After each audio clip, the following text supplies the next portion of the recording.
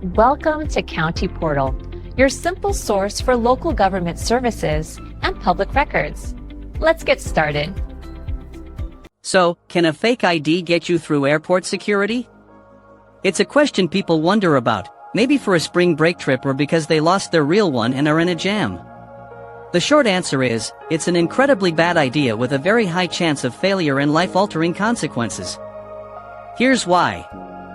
First, you need to understand the massive difference between a bouncer at a club and a TSA agent. A bouncer is looking for one thing, your age. A TSA agent is a federal officer whose primary job is national security. They are trained by the Department of Homeland Security to spot fraudulent documents as a potential threat. Their level of scrutiny is on a completely different planet. When you hand over your ID, they do more than just glance at your photo.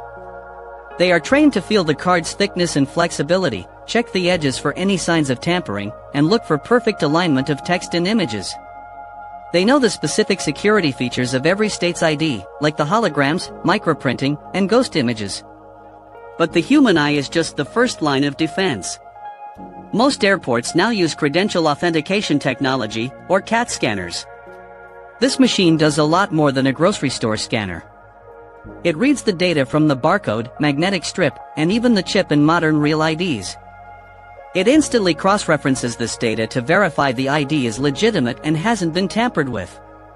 It uses ultraviolet and other light spectrums to check for hidden security features that are invisible to the naked eye. A high-quality fake might fool a person, but it is extremely unlikely to fool this machine. The system will immediately flag a fraudulent document for the TSA officer. Now, let's talk about what happens if you get caught, because this isn't like getting turned away from a bar. If the TSA flags your ID as fake, you will be pulled aside for additional screening and questioning by law enforcement. You will absolutely miss your flight, and you won't get a refund. But that's just the beginning. Using a fake ID at a federal security checkpoint is a federal crime. You can be arrested on the spot and face serious felony charges, such as possessing a fraudulent document or making false statements to a federal officer.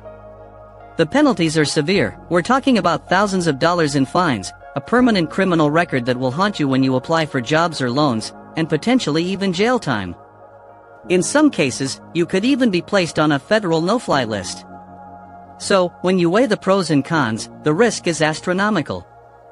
You're betting a potential felony conviction and a criminal record against the small chance of getting onto a plane. It is simply not worth it. Thanks for watching and getting the facts. If you found this video helpful and want more Straight Talk content to keep you informed and safe, do us a favor and hit that subscribe button. See you next time.